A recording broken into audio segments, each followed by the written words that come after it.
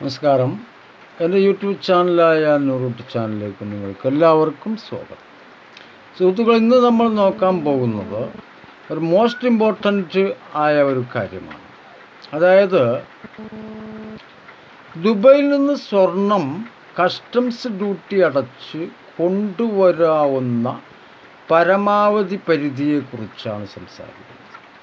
ഇതധികമാർക്കും അറിയില്ല. എത്ര സ്വർണം കൊണ്ടുവരാം, ആർക്കൊക്കെ എങ്ങനെയൊക്കെ കൊണ്ടുവരാം, അതിനെത്ര ശതമാനം പലിശ ആകും, അത് കസ്റ്റംസ് ഡ്യൂട്ടി ആവും, അങ്ങനെ കൊണ്ടുവരുമ്പോൾ വല്ല ലാഭവുമുണ്ടോ, ഉണ്ടെങ്കിൽ കൊണ്ടുവരാവുന്ന പരിധി എത്ര, അതിനെന്തൊക്കെ പേപ്പർ വേണം, അതൊന്നും അധികാരിക്കും അറിയില്ല. നമുക്ക് അവിടുന്ന് സ്വർണം വാങ്ങിയിട്ടുള്ള ഇൻവെസ്റ്റ്മെൻറ്റ് പേപ്പർ, അവിടുത്തെ ബില്ല്, ഇതൊക്കെയാണ് അവിടെ ഹാജരാക്കേണ്ട സംഭവം. ഒരു പുരുഷന് കൊണ്ടുവരാവുന്ന പരമാവധി, ഡ്യൂട്ടി ഇല്ലാതെ കൊണ്ടുവരാവുന്ന പരമാവധിയുടെ കണക്ക് 20%. അതായത് 20 ഗ്രാം നമുക്ക് കൊണ്ടുവരാം ഒരു പുരുഷന്. അതിൽ കൂടുതലാണെങ്കിൽ അതിന് ഡ്യൂട്ടി കുറച്ച് കൂടുതൽ അടക്കേണ്ടി വരും. അതായത് കൊണ്ടുവരാവുന്ന പരിധി പിന്നെ സംഭവിക്കുന്നത് 20 മുതൽ ഗ്രാം പുരുഷന് ഇതിന് കൊണ്ടുവരാം. ഇതിന് വാങ്ങിയ ബില്ല്, എൻഫോഴ്സ്മെൻറ്റ് പേപ്പറും നിർബന്ധമാണെന്ന് പറയുന്നുണ്ട്. അപ്പോൾ അതായത് കസ്റ്റംസ് തീരുവ ഇല്ലാതെ 20 ഗ്രാം കൊണ്ടുവരാം. അതിന് വില, പരിശുദ്ധി, തീയതി, ഇതെല്ലാം അവിടെ കാണിക്കണം കസ്റ്റംസിൽ. 20 മുതൽ 50 ഗ്രാം വരെ കസ്റ്റംസ് ഡ്യൂട്ടി എത്രയും 3%. പുരുഷൻ കൊണ്ടുവരികയാണെങ്കിൽ കേട്ടോ. 50 ഗ്രാം മുതൽ 100 ഗ്രാം വരെ വരുമ്പോൾ 6% ഡ്യൂട്ടി അവിടെ അടക്കണം. 50 ഗ്രാം മുതൽ 100 ഗ്രാം വരെ. അതായത് പറഞ്ഞ 20ൻ്റെ മുകളിൽ വരുമ്പോഴാണ് പിന്നെ ഇത് സംഭവിക്കുന്നത്. അങ്ങനെ കൂടുതലും കൊണ്ടുവരുമല്ലോ ആളുകൾ. 100 ഗ്രാമിൽ കൂടുതലാണെങ്കിൽ 10% വരെ കസ്റ്റംസ് ഡ്യൂട്ടി ആവും. 100 ഗ്രാമിൽ കൂടുമ്പോൾ 10% കസ്റ്റംസ് ഡ്യൂട്ടി ആവും. മറ്റേ 3% ആണ് ഞാൻ പറഞ്ഞത്. 20 ഗ്രാം കൊണ്ടുവരുമ്പോൾ 100 ഗ്രാം ആണെങ്കിൽ 10% ആവും. ഇനി സ്ത്രീ യാത്രക്കാർക്ക് ആണെങ്കിൽ നോക്കാം. സ്ത്രീ യാത്രക്കാർക്ക് പരമാവധി 40 ഗ്രാം വരെ സ്വർണം കസ്റ്റംസ് ഡ്യൂട്ടി അടക്കാതെ കൊണ്ടുവരാൻ അലൗട്ടുണ്ട്. അതൊരു നല്ല കാര്യമാണ്. കാരണം സ്ത്രീനെ കൊണ്ടുപോയിട്ട് സ്ത്രീക്ക് ആവശ്യാനുസരണമുള്ള സ്വർണ്ണാഭരണം അണിയിച്ച് കൊണ്ടുവരാം നമുക്ക്. അതിൽ 40 ഗ്രാം വരെ കൊണ്ടുവരാം. അതിന് പ്രത്യേകിച്ച് ഡ്യൂട്ടി ഒന്നും കൊടുക്കേണ്ട ആവശ്യമില്ല. പിന്നെ അവിടുന്ന് അങ്ങോട്ട് അത് മറ്റൊരു രീതിയിലും കൊണ്ടുവരാം. അതായത് കട്ടികളായിട്ടും സ്വർണ്ണ നാണയങ്ങളായിട്ടും കൊണ്ടുവരാൻ സാധിക്കും.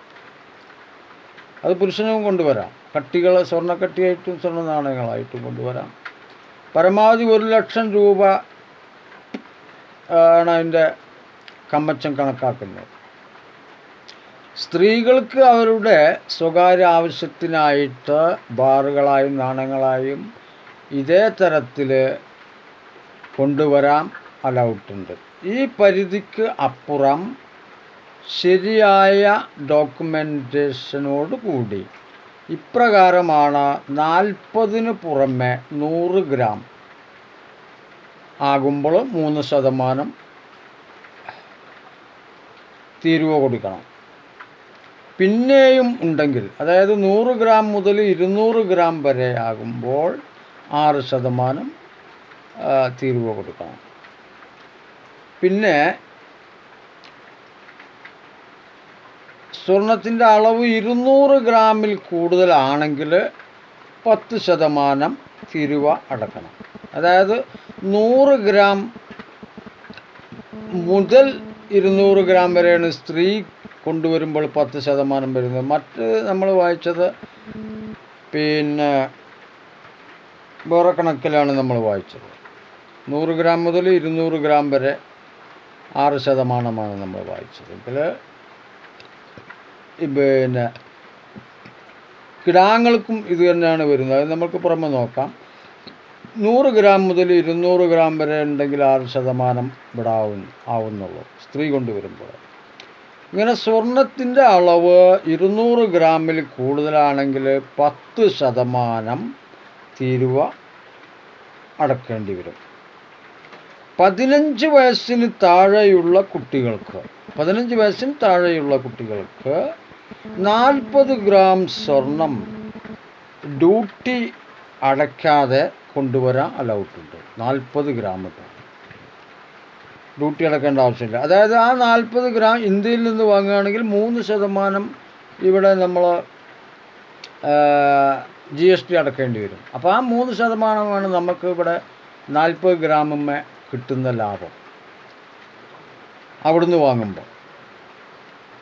ഇങ്ങനെ ധാരാളം ആളുകൾ കൊണ്ടുവരുന്നുണ്ട്. അപ്പോൾ ഇതെങ്ങനെ കൊണ്ടുവരാൻ പറ്റും, എത്രയൊക്കെ പറ്റുന്നൊന്നും അധികം ആർക്കും അറിയില്ല. അതാണ് ഇത് ഈ വീഡിയോ ചെയ്യാൻ കാരണം. ഈ വീഡിയോ നിങ്ങൾ സ്കിപ്പ് ചെയ്യാതെ ബാക്കി കൂടി കാണുകയാണെങ്കിൽ 40 ഗ്രാം സ്വർണം ഡ്യൂട്ടി നൽകാതെ കൊണ്ടുവരാം. കുട്ടികൾക്ക് ഇത് ഗിഫ്റ്റായിട്ടും മറ്റും കണക്കാക്കും. അങ്ങനെയുള്ളൂ. ഗിഫ്റ്റായിട്ട് കുട്ടികൾക്ക് കിട്ടി, അവിടുന്ന് അറബികൾ കൊടുത്തു, അല്ലെങ്കിൽ മറ്റാരെങ്കിലും കൊടുത്തു, അമ്മമാർ കൊടുത്തു, അല്ലെങ്കിൽ അളിയന്മാർ കൊടുത്തു, എന്തെങ്കിലുമായിട്ട് 40 ഗ്രാം സ്വർണം ഡ്യൂട്ടി നൽകാതെ കുട്ടികൾക്ക് കൊണ്ടുവരാം. അപ്പോൾ അതിൻ്റെ വ്യക്തമായ പേപ്പറും കാര്യങ്ങളൊക്കെ ഇതേപോലെ തന്നെ ഹാജരാക്കണം. പിന്നെ ഒന്നുള്ളത്, ഈ കുട്ടി അങ്ങോട്ട് പോകുമ്പോൾ സ്വർണം കൊണ്ടുപോയിട്ടുണ്ടോ, അതായത് ആരുടെ കൂടെ പോയി, അച്ഛനമ്മമാരുടെ കൂടെ പോയോ, ആരുടെ കൂടെ പോയി, അവരുമായുള്ള ബന്ധം എന്ത് എന്നുള്ളൊരു തിരിച്ചറിയൽ കാർഡ് നമ്മൾ ഹാജരാക്കേണ്ടി വരും. അതായത് സ്വർണം കൊണ്ടിട്ട് നമ്മൾ ആ കുട്ടിയെയും കൊണ്ട് ഇന്ത്യയിൽ നിന്നാണ് പോയെങ്കിൽ ഇന്ത്യയിലേക്ക് വരുമ്പോൾ അങ്ങനെയാണ്. ഏത് രാജ്യത്തും ഓരോരോ നിയമം, കസ്റ്റംസിന് പല പല നിയമങ്ങളാണ് വരിക. ഇന്ത്യൻ നിയമമാണ് നമ്മൾ പറയുന്നത്. നമ്മൾ അങ്ങോട്ട് പോകുമ്പോൾ സ്വർണം കൊണ്ടുപോയിട്ടുണ്ടെങ്കിൽ അത് ഇങ്ങോട്ട് വരുമ്പോൾ അത് എത്രയുണ്ട്, അല്ലെങ്കിൽ അങ്ങോട്ട് കൊണ്ടുപോകുമ്പോൾ എത്ര ആയിരുന്നു എന്നുള്ള ഒരു കണക്കൊക്കെ ഉണ്ടാവുമല്ലോ. ഇത് പറയാനും പിടിക്കാനൊക്കെ ആരാണ് ആ കുട്ടിയുടെ കൂടെ ഉള്ളത്, ആ കുട്ടിക്ക് ആ ഉള്ളവരുടെയുമായുള്ള ബന്ധം മനസ്സിലാക്കുന്ന രീതിയിലുള്ള ഒരു തിരിച്ചറിയൽ കാർഡ് അത് ഹാജരാക്കുക. എന്നിട്ട് ഇവിടെ അവർക്ക് വീണ്ടും അതിൻ്റെ മീതെ കൊണ്ടുവരാനുള്ള അലൗട്ട് എത്രയെന്ന് പറഞ്ഞാൽ പിന്നെ അധികമായിട്ട് വരുന്നത് 40 ഗ്രാം മുതൽ 100 ഗ്രാം വരെ കൊണ്ടുവരുമ്പോൾ 3% അവരുടെ കയ്യിൽ നിന്ന് തീരുവ ഈടാക്കുന്നതായിരിക്കും. അതുപോലെ 100% മുതൽ 200% ഗ്രാം വരെ കൊണ്ടുവരികയാണെങ്കിൽ 100 ഗ്രാം മുതൽ 200 ഗ്രാം വരെ കൊണ്ടുവരികയാണെങ്കിൽ 6% തീരുവ ഈടാക്കുന്നതായിരിക്കും. പിന്നെ 200-ന് മുകളിൽ ഇതുപോലെ കൊണ്ടുവരുന്നുണ്ടെങ്കിൽ 10% നേരത്തെ പറഞ്ഞതുപോലെ തന്നെ ഈ കസ്റ്റംസ് തീരുവ ഈടാക്കുന്നതായിരിക്കും. ഇത് സ്വർണം കൊണ്ടുവരുമ്പോഴുള്ള കസ്റ്റംസ് തീരുവ എന്ന് പറഞ്ഞിട്ട് വേറൊരു നിയമമുണ്ട് കേട്ടോ. ഇത് ആളുകൾക്ക് അലൗട്ടുള്ള രീതിയാണ്. അതായത് ഡ്യൂട്ടി അടച്ചിട്ട് 1 കിലോ വരെ സ്വർണം കൊണ്ടുവരാൻ സാധിക്കും. അത് ഈ രീതിയിലല്ലാതെ അതിൻ്റെ നിയമങ്ങൾ വേറെ ഉണ്ടാകും. അത് അത്തരം ഒരു വീഡിയോ നമുക്ക് വീണ്ടും ചെയ്യാവുന്നതാണ്. ഇപ്പോൾ ഡ്യൂട്ടി അടച്ചിട്ട് നല്ലപോലെ കള്ളക്കടത്തും കണ്ണി കണ്ടതും അല്ലാത്ത രീതിയിൽ നമുക്ക് സ്വർണം എങ്ങനെ ദുബായിൽ നിന്ന് ഇങ്ങോട്ട് കൊണ്ടുവരാം, അത് ആർക്കൊക്കെ കൊണ്ടുവരാം, എങ്ങനെയൊക്കെ കൊണ്ടുവരാം എന്നുള്ളതിനെ പറ്റിയുള്ള വീഡിയോ ആണ് നമ്മൾ ചെയ്തത്. ഇതിൽ പുരുഷന് കൊണ്ടുവരാവുന്ന രീതി ഒക്കെ ഞാൻ പറഞ്ഞു കഴിഞ്ഞു. വേണമെങ്കിൽ വീഡിയോ ഒന്നും കൂടി നിങ്ങൾക്ക് കാണാം. ഇതുപോലെ തന്നെ ഈ വീഡിയോ മറ്റുള്ളവർക്ക് ഷെയർ ചെയ്ത് കൊടുക്കുകയും ചെയ്യാം. ഇതുവരെ ഇത് സ്കിപ്പ് ചെയ്യാതെ കണ്ടതിന് നന്ദി. നിങ്ങൾക്ക് ഉപകാരപ്രദമാകുന്ന മറ്റു വീഡിയോകളുമായി നമ്മൾ വീണ്ടും കണ്ടുമുട്ടുന്നതുവരെ എല്ലാവർക്കും നന്ദി, നമസ്കാരം. അതുപോലെ വീഡിയോ സബ്സ്ക്രൈബ് ചെയ്യുക, അതുപോലെ ലൈക്ക് ചെയ്യുക, അഭിപ്രായങ്ങളൊക്കെ അറിയിക്കുക. മറ്റൊരു വീഡിയോയുമായി കണ്ടുമുട്ടുന്നവരെ എല്ലാവർക്കും നന്ദി, നമസ്കാരം.